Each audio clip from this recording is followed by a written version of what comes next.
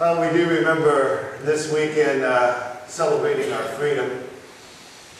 It's been a part of our nation's celebration. And certainly give thanks for that. And I think it's appropriate just to take a moment and ask all those who have served in our military through the years, if you would just stand a minute so we can recognize you. All those of you who have served our country. Let's give them a hand.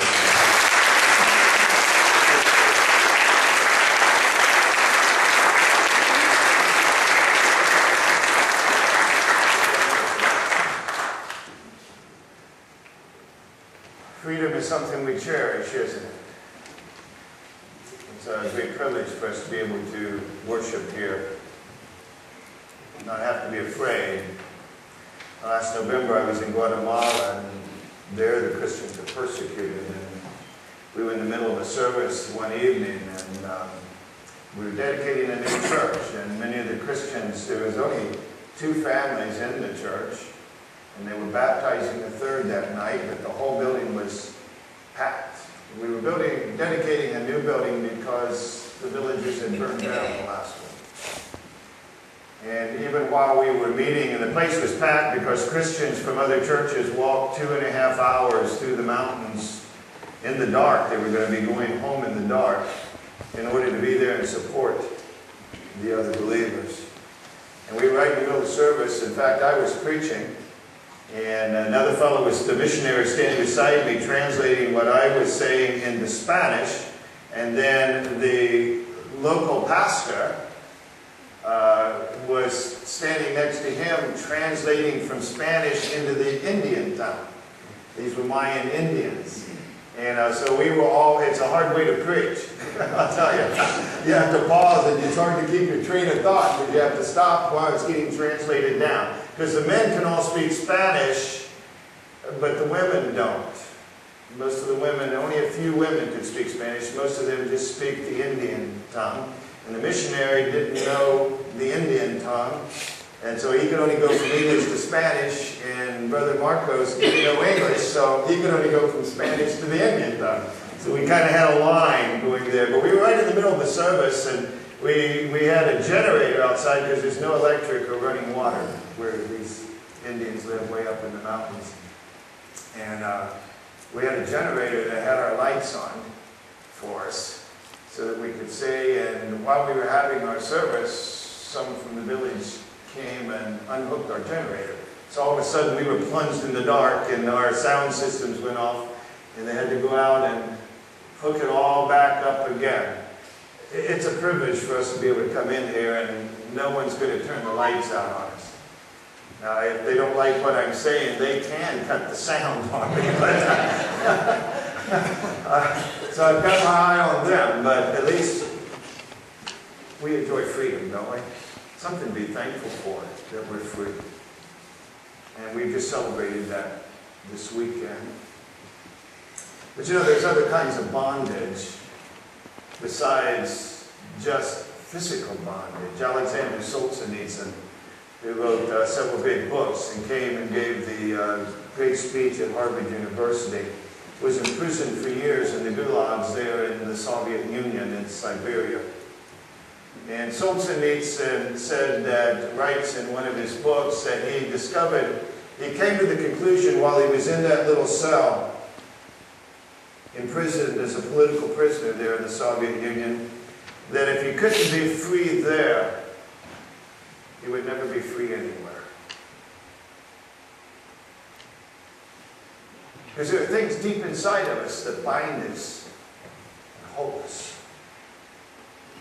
You can be a prisoner within your own self. You know, there are other things in our lives that bind us and hold us. Many of us have probably found that there are habits and things in our lives that we just can't just break. Some of them are habits that we developed when we were very young, and now we're older and would like to break them, but it's so difficult, isn't it?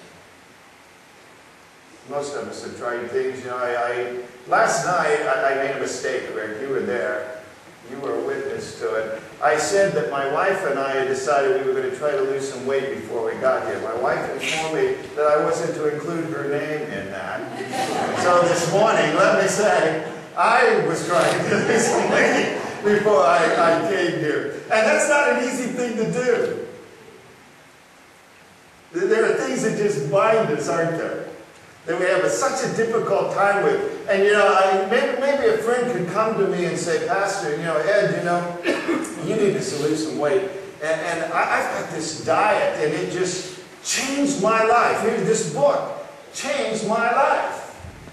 I feel 10 years younger, and it just made such a difference. I want you to take it and read it. It'll make a difference in your life, too. And so I take the book. And a year later, we run into each other again, and he looks at me and he says, you don't look any different than you did a year ago when I saw you. Didn't you read the book I gave you? I told him, yeah, I read the book. I read a little bit of it every day. In fact, I never missed a day all year reading that book. And I can even quote you the 2nd chapter, and I memorized the 4th chapter, and I can quote you parts of almost every chapter. I can quote you word for word. And he says, well, you mean you read that book and you memorized it and you read every day? And you did all of those exercises? Oh, no, you never said do the exercises. You said read this book, and it would change my life. So I sat back in my lazy boy chair with my bag of Fritos and my Coke, and I read and memorized this book every day. You say, well, Pastor, that's stupid.